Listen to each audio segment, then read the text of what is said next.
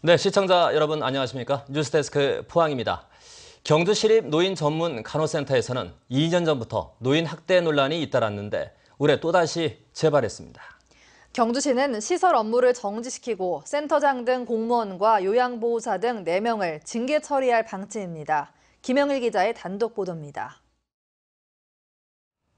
70대 노인이 요양보호사에게 목덜미를 잡힌 채 휠체어에 실려갑니다. 꽉 조인 목이 불편한지 고통스러운 모습입니다. 휠체어에 탄 노인 대부분이 정면을 보지 않고 거꾸로 실려갑니다. 경상북도 노인보호 전문기관은 이번 사례가 노인 학대에는 해당되지 않지만 비인격적인 행위라고 판정했습니다. 경주시 감사관은 규정을 어긴 행위라며 센터장 등 책임 공무원 2명과 관련 요양보호사 2명의 징계를 요구했습니다.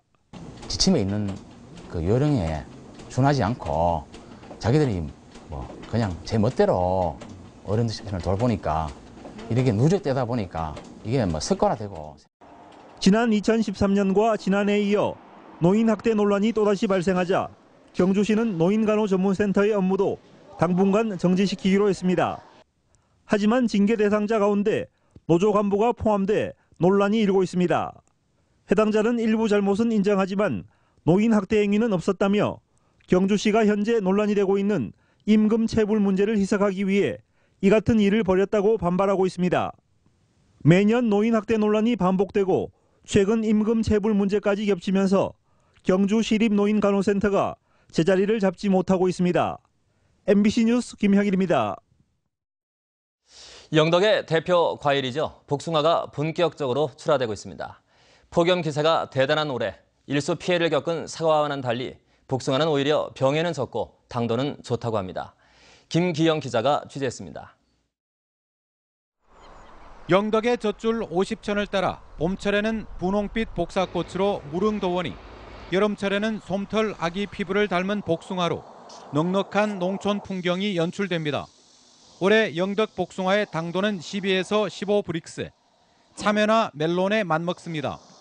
영덕 복숭아 품질의 원천은 연간 일조량이 전국 평균보다 400시간 많은 전국 2위인 풍부한 일조량에 있습니다.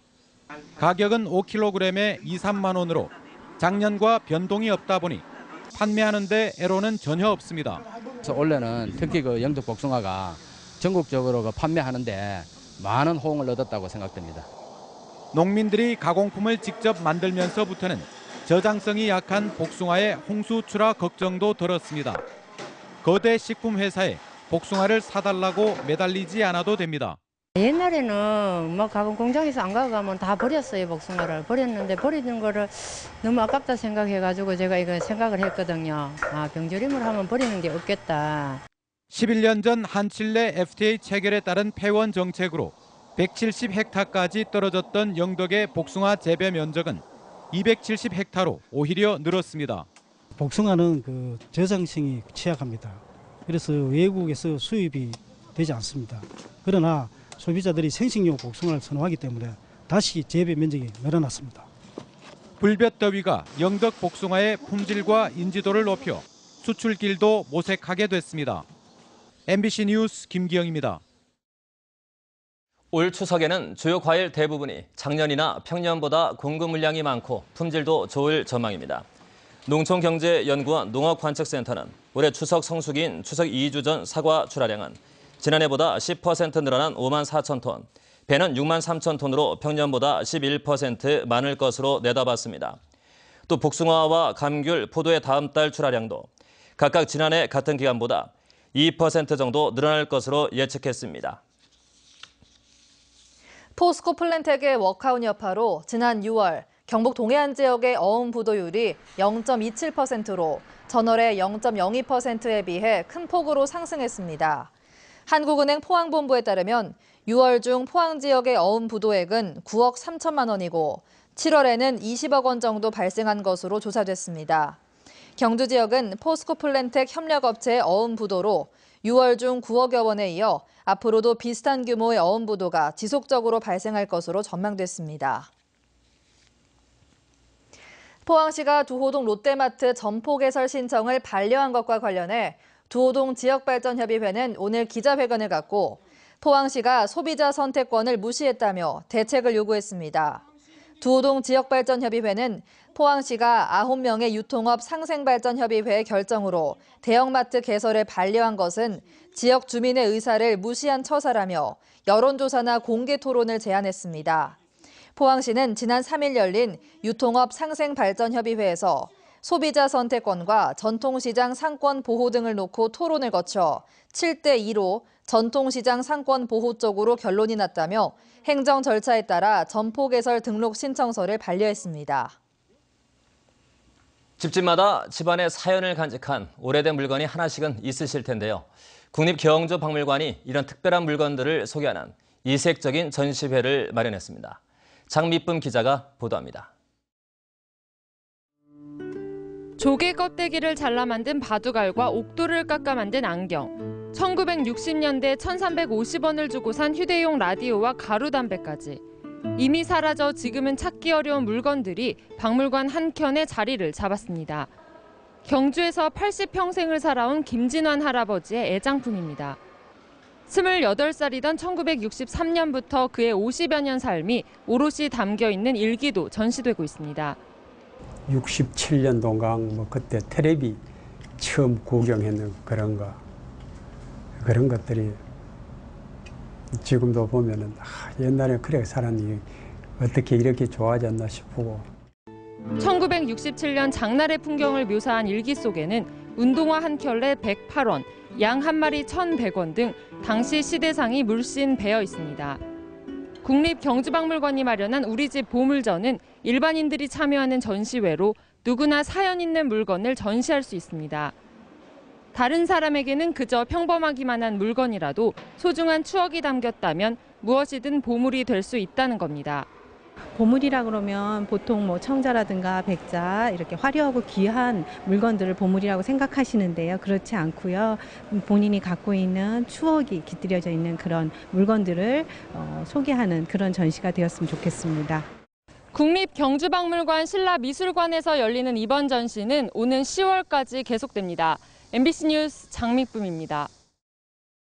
포항 설림병원 채권단협의회가 법정관리를 결의한 이사들의 전원 사퇴를 촉구하는 성명을 발표했습니다.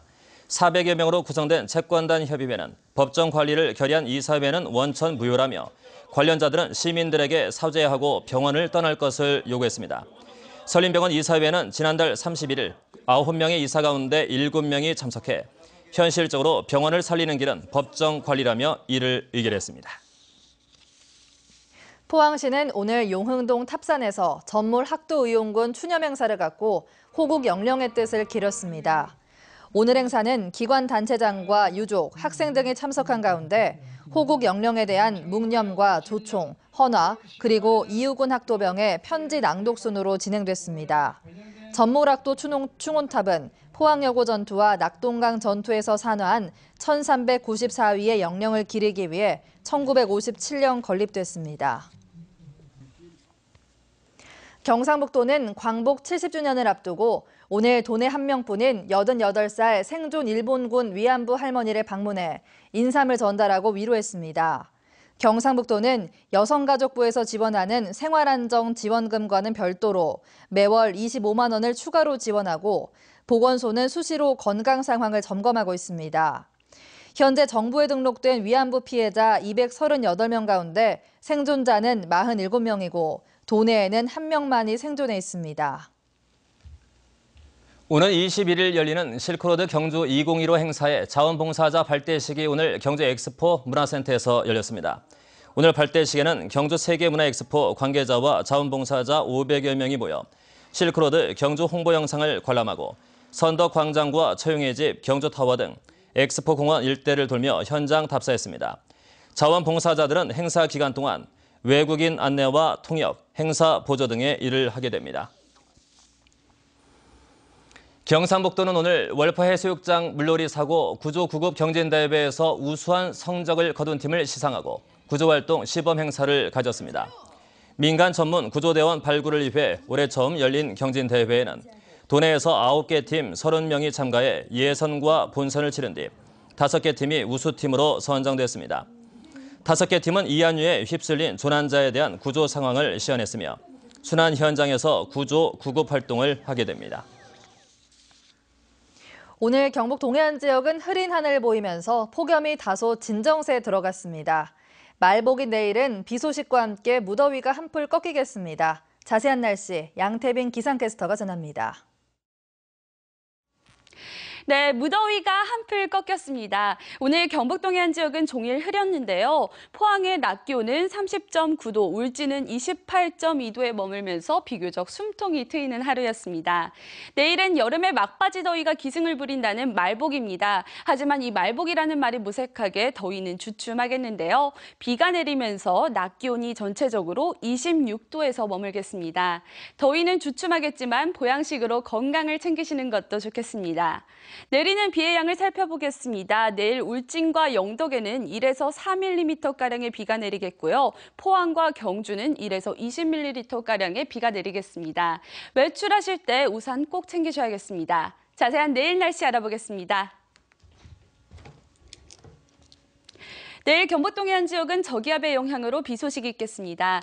아침 기온은 울진은 21도, 영덕, 경주 22도, 포항 24도로 시작하겠는데요. 낮 최고 기온은 26도가 되겠습니다.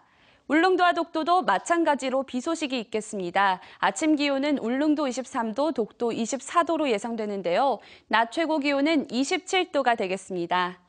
동해 전해상에도 비가 내리겠습니다. 바람은 약간 강하게 불겠고요. 바다의 물결은 0.5에서 2.5m로 일겠습니다.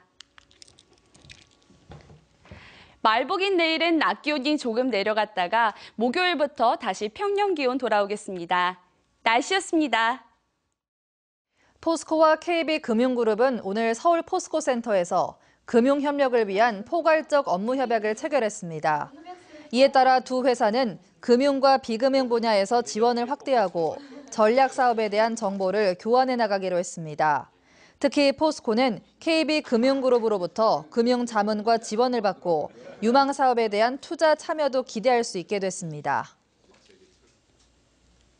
경상북도는 인터넷 쇼핑몰인 사이소 활성화를 위해 대구 우편집중국에서 우정청, 우편사업진흥원 등과 업무 협약을 했습니다. 이번 협약으로 우체국 쇼핑몰에 사이소 브랜드관이 운영되고 우체국 택배 이용으로 수수료가 인하돼 도내 농산물 판매가 활성화될 것으로 기대됩니다. 지난 2007년 개설된 경상북도 농특산물 전문 쇼핑몰 사이소는 회원 수가 꾸준히 늘면서 지난해 판매액이 27억 원을 넘어섰습니다. 오늘 새벽 0시 45분쯤 포항시 북구 장성동의 한 냉동 창고에서 불이 나 음료수 등 창고 외벽 30여 제곱미터를 태워 소방서 추산 600만 원의 재산 피해를 내고 30분여 만에 진압됐습니다. 소방당국은 누군가 버린 담배꽁초로 인해 불이 난 것으로 보고 정확한 화재 경위를 조사하고 있습니다. 포항시는 광복 70주년을 맞아 범국가적으로 추진하고 있는 8.15 광복절 태극기 달기 운동 확산에 적극 나서고 있습니다. 포항시는 오늘 저녁 중앙상가 우체국 앞에서 태극기 달기 행사를 갖고 6거리까지 상가를 돌며 태극기를 나눠주는 홍보 활동을 했습니다. 포항시는 청사 외벽에 대형 태극기를 개양하고 고속도로 포항요금소에서 대잠사거리 구간과 시청 앞 도로 중앙분리대에도 태극기를 내걸어 광복 70주년의 의미를 전파하고 있습니다. 국회 동북아 역사 왜곡 대책 특별위원회와 독도재단은 오는 13일까지 국회 의원회관 로비에서 신사료에 의한 독도 올바른 역사 인식을 주제로 독도 자료 전시회를 엽니다. 이번 전시회에서는 독도가 한국 땅이라고 증언해온 일본인 역사학자 구보이 노리오 씨가 소장한 고지도와 고문서 90여 점이 소개되고 있습니다. 네, 이상으로 포항 MBC 뉴스데스크 마치겠습니다. 시청해주신 여러분 고맙습니다.